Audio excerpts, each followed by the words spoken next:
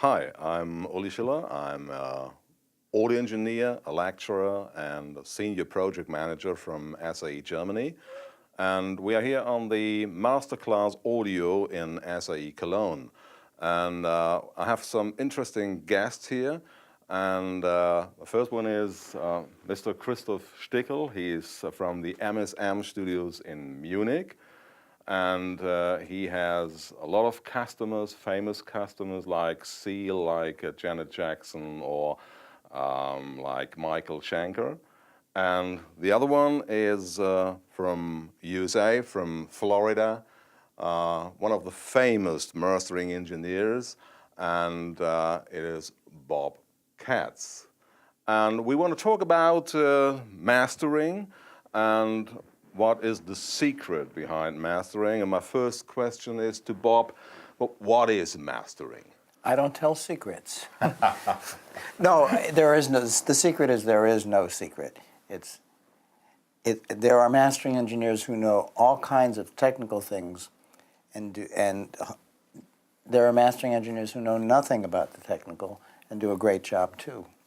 So, but I do think that if you have a good grounding in the musical and the art, as well as the technical, you can perhaps do at least a more technically correct job because you'll know what's underneath inside the equipment. But Howie Weinberg would disagree with me on that. He does a great job without knowing anything about what's inside. So there are no rules. Okay. The secret is make good sound, listen, and have lots of good experience as to what different kinds of music sound like and help that music to sound as good as it possibly can. Okay. You've been a very long time in the business. What is your background? How did you started? I started as a clarinetist. Oh. I played the clarinet for 20 or 30 years.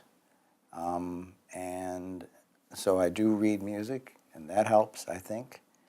And from the time I was 10 years old, I had a tape recorder of some kind, and I was taking it apart before I could put it back together. And eventually I did manage to put it back together. So I learned how tape recorders worked by the time I was 12 or 13 years old. And I studied audio and electronics, mostly from books, and I had a lot of good mentors. Okay. My question to Christoph, how is your philosophy to mastering? What is mastering for you? Nearly the same Bob said, but I think for me it's necessary to listen to the music. Listen very long time to music and feel the music and try to bring the sound of the music on the speakers, but only the music on the speakers. Just listen, listen, listen, and do the best to bring this emotion to the speakers. I think that's my opinion, my philosophy of mastering. Okay. Bob, needs a good mix really mastering? Not always. Sometimes a mix will come to me that is absolutely perfect and doesn't need any mastering. Or another time, I'll listen to a mix and say, gee, this is a terrific mix. And I look at it and I listen and I say, maybe it could use 0.5 dB at 20 kilohertz. And then I spend, that's crazy, right? And then I spend 10 minutes trying to do that and discover that the cure, any equipment I put it through deteriorates it more than if I just leave it alone. So I'll just leave it alone. Okay. Christoph, how influenced the music you're mastering? Are there difference if you master like classical music, you master hip hop or rock and roll, classical rock and roll or jazz music? Are there difference if you work with this music? Of course, it's great difference working like technical on this music. With jazz or classical stuff, you work in a very difficult form than you work on a rock and roll production. If you need a high compression, but at least you listen to the music, you feel the music, and you will feel what to do.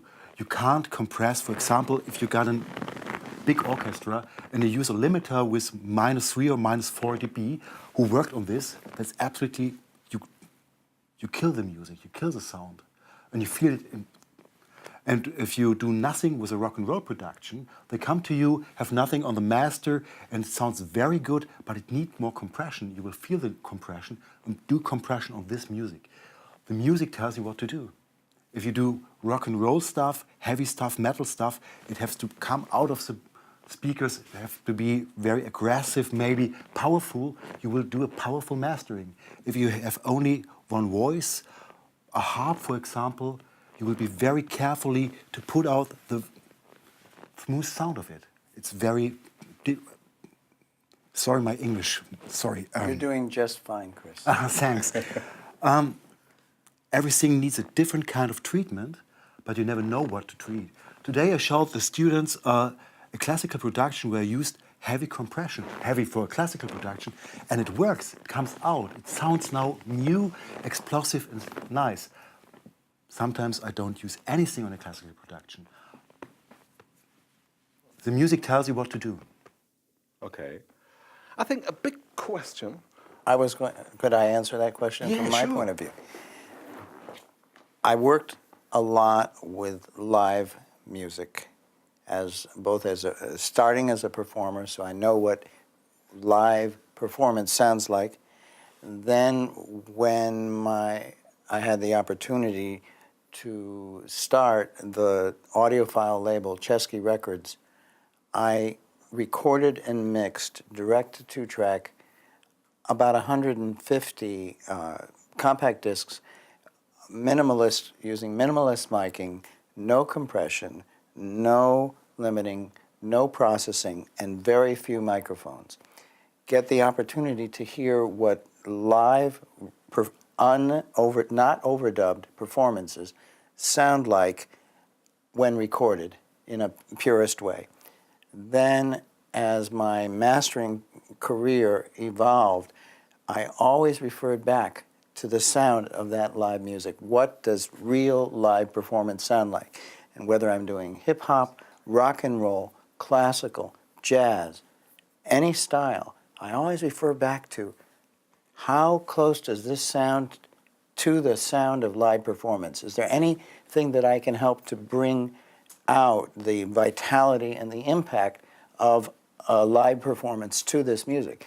And it seems to work, whether it's techno, whether it's rock, whatever. I try to bring that in. And sometimes compression is the wrong thing for that, and sometimes it's the right thing. Yeah.